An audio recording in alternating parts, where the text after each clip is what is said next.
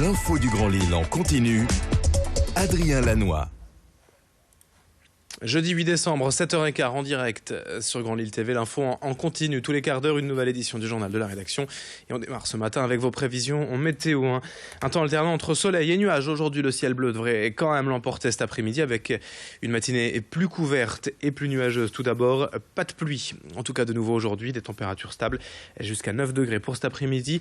Mais attention encore à cet épisode de pollution annoncé dans la région. Le niveau des particules fines reste élevé dans la métropole lilloise. On en reparle juste après ce journal avec les prévisions complètes de Météo Service.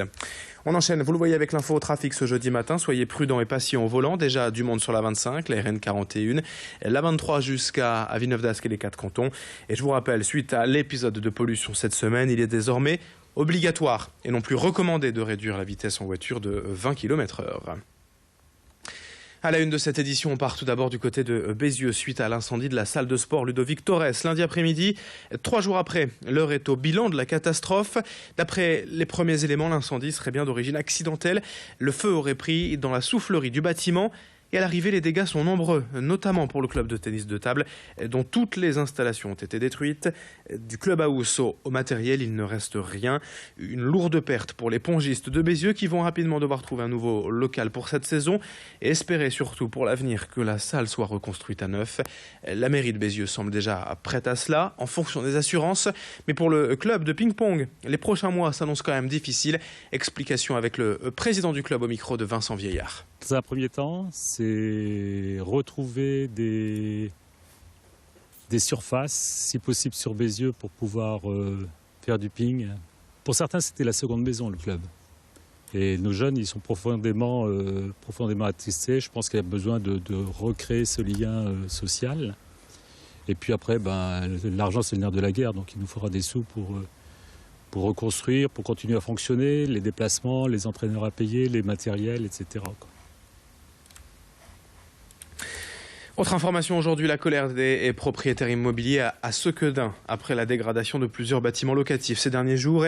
Exemple ici sur ces images, les locaux pourtant vides d'El Baraka, littéralement dépouillés fin novembre. Des fenêtres ont été arrachées, les faux plafonds défoncés et les câbles ont tous été sectionnés. Et pour ces propriétaires, pas de doute, les gens du voyage installés à quelques mètres du local seraient en cause.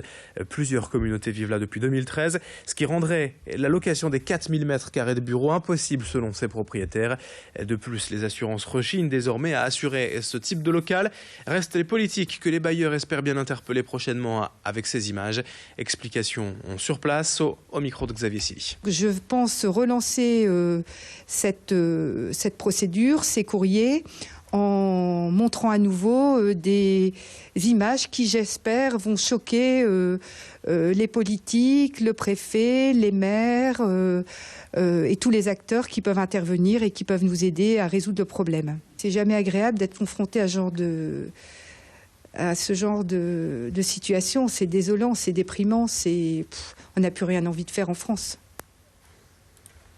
En bref, un braquage au McDonald's de Tourcoing pour à peine 50 €. Mardi après-midi, un homme cagoulé et armé a menacé un employé du fast-food du quartier Pont-Rompu. Il est reparti à pied et une enquête est en cours. Plusieurs communes de l'agglomération reconnues en état de catastrophe naturelle. Après les inondations et coulées de boue de mai et de juin dernier, Labassé, Marc-en-Barœul, Mont-Saint-Pével, Péranchy, Tourcoing, Roubaix, Wattrelos et Ouascal.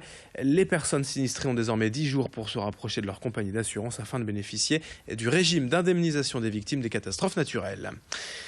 La SNCF organise un forum des métiers et de l'emploi aujourd'hui au Tripostal à Lille. 500 postes à pourvoir dans les différents métiers du ferroviaire. Circulation, maintenance et relations clients. C'est toute la journée ce jeudi et jusqu'à 18h30 au Tripostal à Lille. Toutes les infos sur sncf.com.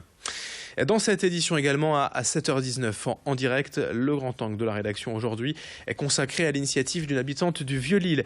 Depuis près d'un an, Bernadette Bondroit collecte des bouchons de liège, non pas pour sa collection personnelle, mais pour rassembler des fonds contre le cancer. Elle est l'une des représentantes régionales de l'association France Cancer créée en 2003. Idil Gunaï l'a rencontrée. Reportage.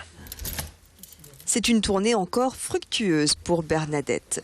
Dans son cabas, des bouchons de liège récupérés auprès de restaurateurs, responsables de bars et cavistes. Au total, 350 établissements à Lille régulièrement visités pour la bonne cause, au profit de la recherche contre le cancer. Quand je rencontre les gens, je dis toujours le cancer, ça concerne tout le monde, aujourd'hui, hier ou demain. C'est pas très gai, mais voilà. On est tous concernés. Et les bouchons, ça concerne tout le monde. Parce qu'il n'y a pas que le vin, il y a la bière, il y a le cidre. Donc il y a des gens qui, en mangeant des crêpes, on boit du cidre. Donc c'est pas que les bouchons de bière, le champagne, voilà. Et puis on peut boire avec modération et récupérer des bouchons. Bernadette collecte et trie elle-même les bouchons. En quelques mois, elle en a rassemblé 1 tonne. Des bouchons de liège destinés à être recyclés puis transformés en isolants ou objets de décoration. L'association France Cancer est située dans le sud, à Cannes.